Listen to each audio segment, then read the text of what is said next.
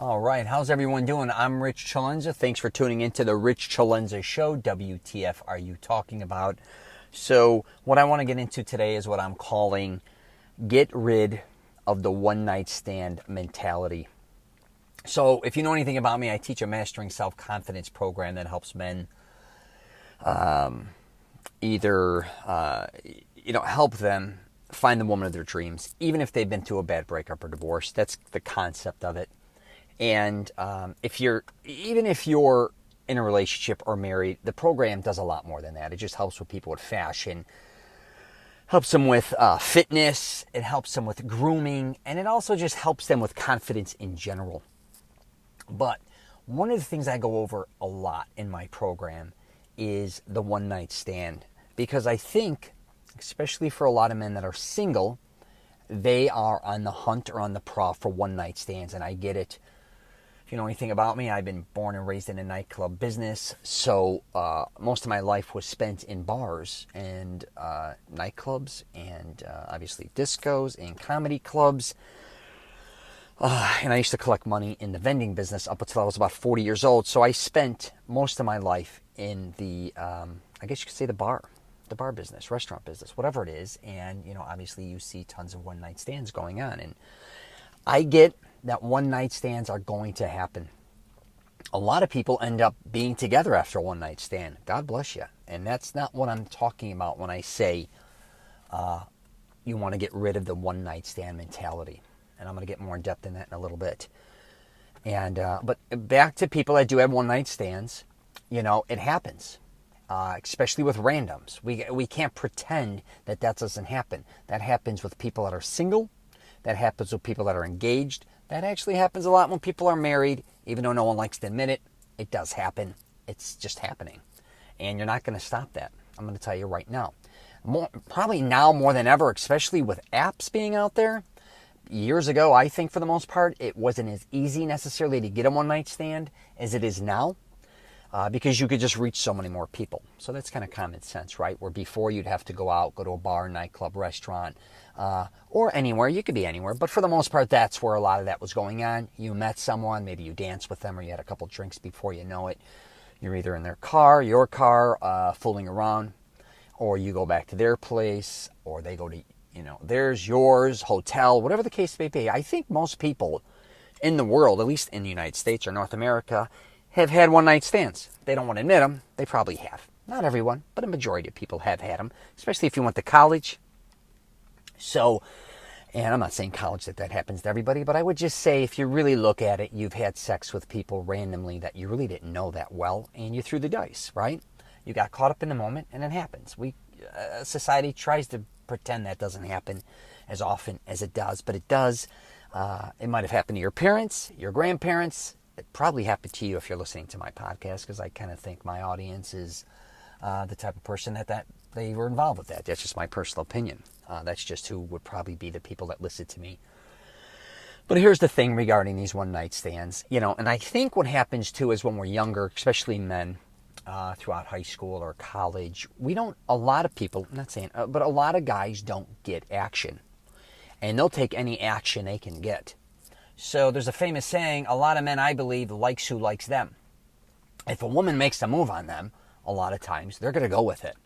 And a lot of times, even if they're dating somebody or, whatever the case may be, a lot of times, if the right woman, now I'm not saying somebody that they're not attracted to or somebody they have no interest in, but if there's somebody that's beautiful maybe, or somebody that has a dynamic personality or has that certain something that, and it could be something like a different nationality, a different culture, and a woman makes a move on a man, then it may go down.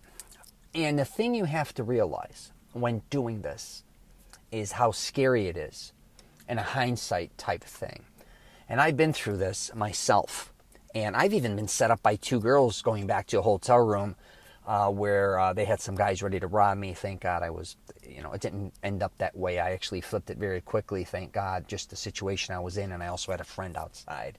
But don't think that a lot of times, especially one-night stands, are going to work out the way you think they are. Because usually, for the most part, it's going to probably be okay. I always say, it most likely will be. You meet somebody, you have a random one night. You may want to, connect with them afterwards. You may start dating them afterwards. You may start becoming, somebody, a friends with benefits type situation, or you might get ghosted. Either way, no big deal.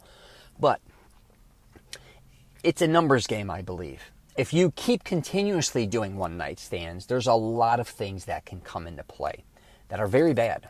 One is obviously knocking them up. You don't think you're going to ever get anyone pregnant, right? Until you do, and you're never going to undo a pregnancy.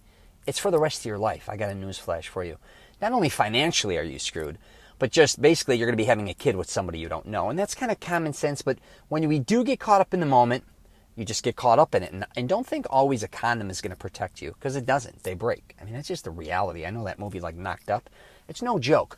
Or you get caught up in the moment, you both drank too much, you fool around more than once. You wear a condom the first time, not the second, because you wake up in the morning, you may fool around again. Who knows? The other thing is obviously diseases as well. You could catch a disease, and it could be a very, a life-threatening disease. And again, no one thinks about that necessarily. You hear about it, you don't think it'll ever happen to you, because it never really happens to your friends or your family members, or they don't talk about it, right? Or you could be charged with a big one, like rape, hypothetically. You may have not raped anybody, and this is from a man's perspective, but somebody can charge you with rape. You can also become a mark for that, where if you're wealthy or you look like you have your shit together, a woman can do that to you. Do I think most women do that? I really don't believe that, but it can happen. Again, if you're doing randoms or one-night stands for most of your life, for 10, 15, 20, 30 years, you throw the dice so many times, eventually you're going to crap out. Also, what a lot of people don't realize nowadays more than ever, too, with one-night stands, is the social aspect of it. So you may be with a girl who has a boyfriend who's nuts, who finds out you did this. She may open her mouth. Her friend may say something to someone else. Again, is the one-night stand worth it? Most likely not, I don't believe. That's just my opinion. Now, here's the thing, and I talk about this in my program. If you want to have a friend with benefits, or someone to fool around with, you need to learn how to build relationships with women you trust. My whole thing about my program is finding women, or a woman, regardless if you want to date them, get engaged to them, marry them, whatever the case may be, you want to surround yourself with trustworthy women that have your back and you have theirs. I'm not telling you to all of a sudden just go out and start making all these friends so you could bang them or mislead them. That's not what I'm saying. But if you're a guy that that really doesn't want to be in relationships, right? You just kind of want to play the field or just be single and like to fool around with certain women. There's a lot of women out there that feel the same way about men. There is. A lot of women don't want to bog themselves down in relationships, but they do like to have sex. They do like to protect themselves. They do want a man that they know what's in store for them that night, not somebody who's going to flip out on them. Somebody they may like to casually go meet out for coffee, meet out for dinner and drinks, or meet with their friends, and then, just go have sex or have a good time regardless what it is. You need to look at building relationships with girls as friends. You have to understand that most men can't get this through their head. They think building friendships with women is something that's almost demeaning, and it's stupid. Like, if you're not effing them, why would I waste my time with them? If I'm not dating them, why would I waste my time with them? I tell people all the time, a lot of times the women you're meeting are going to all basically introduce you to all different types of different women. That's the mindset you need, is building relationships regardless if you have sex with them. You're better off meeting randoms and building friendships with them wherever you're going, exchanging whatever social media, if you want to do it that way. I won't give my phone number out personally. That's just me. I don't care if you can block the call or not, because they can share that with anybody. But Facebook or something in that nature, fine. I don't care if it's Snapchat. Whatever the case may be, you could delete them and move on. But again, what you're trying to always do is build relationships with women you can trust, or another woman or another guy introduces you to them. That's what it's really about. Because I know a lot of guys too, and I think I grew up that way too. The unknown is kind of the craziest, right? So you're out in bars and clubs. There's a woman there. You don't know. She could be from another country, or she could be from another city. Especially when I lived in Orlando, Florida. Basically, it's like the tourist capital of the world. And people worked at Disney, all different people. And you had people coming in from all over. And that's kind of fun and exciting. But I've seen a lot of people end up in a lot of bad situations because of that. I'm not going to get into them now, but things happen throughout the night, and you don't know who to believe, who's doing what. This, a woman could say, this guy did this to me, and I said this, and he said this, or hypothetically, he put something in my drink when he might have or might not have. You don't know. A girl may do something and rob. A guy could say, this girl robbed me. She took my wallet. And the woman's like, what are you talking about? And he probably lost it in a club, but now he's calling the police. They're at a hotel blaming her. It could go any which way. And that's the point. You actually have to realize this is a stranger that you're about to fool around with. Let's put it this way. You have buddies and friends, most likely, if you're a guy. And if you're a girl, you have all your close girlfriends. Would you randomly, just hypothetically, say a girl, let them into your crowd, do all these things, and kind of expose yourself, right? And when you're fooling around with someone you don't know, you're really ultra exposing yourself. But would you? No, you'd protect yourself. You'd protect your girls. You'd be like, who's this girl coming into our crowd tonight? But when it comes to the opposite sex, for some weird reason, you'll let somebody in your life, maybe even take them to your apartment, or you'll go to his apartment. Who knows if there's other dudes there? Who knows what the environment is? You got to really think these things through. And this is where drugs and alcohol come into play. And I did a podcast on this. When you do drugs or alcohol, and most people are going to do drugs and alcohol, what's the end game? What is your end game? How fucked up do you really want to get? Are you getting messed up to the point where you're allowing someone to take advantage of you? Are you doing things to protect yourself? Like 2 drinks, I'm going to catch a buzz, but I could still, or 2 drinks an hour, I could still probably drive home if I have to, or I'll, whatever the case may be. 3 drinks, I know I'm this far gone. 4 drinks, I'm here. If I do ecstasy, I'm here. If I do Molly or whatever, if I do coke, I'm in this situation. If I do whatever you're doing, you've got to really think about it before you start doing it. Don't contemplate while you're half in the bag, because if that was the case, there'd be no DUIs. Most people would be like, hey, wait a minute, I have too much to drink. No, you're already half in the bag. Now you're not thinking correctly. Now you're not making the right decisions. You have to make the right decisions before you go out and party. While you're partying, very hard to do. I talk about that all the time. That's ridiculous. And I've been there, and I think most people have, where you're like, you know what? I'm gonna just have a couple drinks, see how I feel. Well, that means you're gonna probably have more drinks than you know what I mean? It's not like when you go out and say, hey, I'm the designated driver, I'm not gonna drink at all. There's kind of a fine line there. Oh, you know what? I'll have one drink, chill out, and maybe in an hour or whatever, I'll have one more. That's it. You know where you stand. But women, especially when you go out, protect yourself. Especially with men. If you plan on having a one-night stand a lot of times, and I'd hate to say this about a lot of women, where you go as far as start making out, whatever, if you're at a bar, restaurant, you get in a car, whatever, and then you go to a hotel room, or you take them back to your place, you're in the bed, and then you decide not to have sex. I get it, that you're right. But a lot of men that are half in the bag or smashed or not in the right frame of mind a lot of times, they don't even know what the fuck they're doing. Do not trust that. You a lot of times may not even know what you're doing. You may just start sobering up. He may not be sobered up. So you got to think about all these things. And I know a lot of us don't. And a lot of us think we're in comfortable situations. For instance, if you're in college, you're thinking, oh, I'm protected. I could just scream and a girl can hear me. Or I'm in a dorm and whatever, or I'm in wherever you're at, in an apartment. You think you're protected. You're not. I'm going to tell you right now, you have to be very aware. So, anyways, I just thought I would bring this up in this podcast because I really don't think people understand the seriousness of this. And you see on the news all the time, a lot of times these poor girls, they connect on these social media. It could be Tinder. It could be whatever. I'm not going to throw Tinder under the bus. I don't mean that. I think some of those apps are amazing for meeting people. Now, they're great for connecting because you both get to see what each other looks like, which is a huge component. You can, socialize through there, but it doesn't, I think, mean you should all of a sudden go meet somewhere randomly at 2 a.m. at a hotel or in some park or anything in that nature. That is ridiculous. But if you do it, it's on you.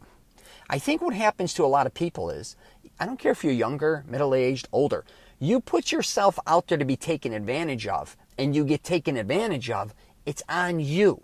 You made the stupid move. It takes 2 to tango. You have to accept that, right? If you go do something, we all do stupid things. But the one thing you do not want to do is put your life in danger. And if you trust yourself with a stranger that you have no idea who he is, what he does, even if his name's the right name on the internet, or whoever you think you're going to meet, you are throwing the dice. And I can assure you, you are eventually going to crap out. And the truth is, you could get murdered, raped, robbed. It goes on and on and on. And again, I think the fantasy again is a random.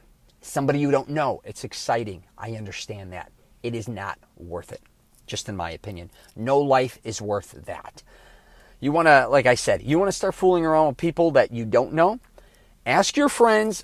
If you know somebody cool, maybe go out. I'm not a huge believer in blind dates or anything like that, but you're better off. But a lot of times you won't ask a friend and say, hey, listen, I'm not looking for a relationship. I'm just looking to fool around maybe with a guy or just, somebody cool, just enjoy some time with, and maybe even whatever. You don't want your friends to know that you're doing this with their friends or whatever the case may be. You're much better off doing that any time of the day than going with somebody that no one knows. That, you got to realize too, when you meet up with randoms or strangers a lot of times, you don't even know if this person is this person that they're saying they are. And not only that, you don't know this person, let alone most likely anybody else he's affiliated with. So how... a lot of times if you think about it, would you think sometimes, even when I was younger, and I never really thought about it a lot of times, think that you're a parent to yourself. And I know that sounds weird, but if you're a parent sometimes with the mindset, and it sounds kind of corny, would you want your daughter or son to be doing some of the things you're doing? You'd probably most likely be like, absolutely not. Then why are you doing them? And I know a lot of times we're like, well, because this is just something I enjoy, and I get it. But please protect yourself, especially if you have that mindset of the one-night stand mentality. And again, I know you may hang out at certain bars all the time. Again, you feel safe because you think you know everybody in the bar, and you're safe there. And, it's us feeling overly safe, if that makes sense. You're not that safe. And I don't think a lot of people realize that till something horrific happens to them. And it's almost like something bad has to happen for them to learn. It's almost like people have to get a DUI to realize maybe or maybe not they have a drinking problem. You didn't really have to do that. You may not even have a drinking problem. Or you may have to almost get put yourself in a position where it's almost close call. Like, it's almost not being realistic with yourself. Just trust your instincts, but definitely do not trust strangers. And I'd hate to say that. There's a lot of unbelievable people out there. Billions. There's a lot of bad people out there. Probably billions. So don't kid yourself, okay? All right, I'm going to wrap it up there. If you get a chance and you like any of the crazy shit I say, you're more than welcome. Check out my Mastering Self-Confidence website. It's masteringselfconfidence.com. That's the program I have out there. You can check out everything too if you're interested in anything I'm saying, my YouTube channel or any of that from richcelenza.com. I'm on LinkedIn, Facebook, Instagram, Twitter. I'm out there as well. And again, I hope I don't want to always come off like I'm judging, because I know people are going to have one-night stands. That's never going to go away. It's exciting. It's fun. It's just the mindset to be doing it continuously, day after day, being on the prowl for that, week after week, month after month, year after year. And I always tell people, even decade after decade, you're going to have good days and bad days. You're going to have good weeks, bad weeks, good months, bad months. But sometimes one day, one night can be a game changer for the rest of your life. You can be hit with a charge. Like I said, you could get someone pregnant, a disease. All it takes is a few minutes for something to happen. You can even be murdered, and I'm not kidding. And you don't think you just think it'll never, ever happen to you. But bad things, I really believe a lot of times come out of these one-night stands, especially now with social media and having access to all these different people, right? Again, if you want to do that, you're better off going on Facebook or something and connecting with friends that you're attracted to, that at least you can connect with that person and say, hey, is this a cool guy or is this a cool girl? Better than, I think, going on random continuously, becoming a serial dater or somebody who becomes like a serial one-night stand type of person. It's just my beliefs. So anyways, stay safe. And if you're traveling, safe travels. And I wish you nothing but the best.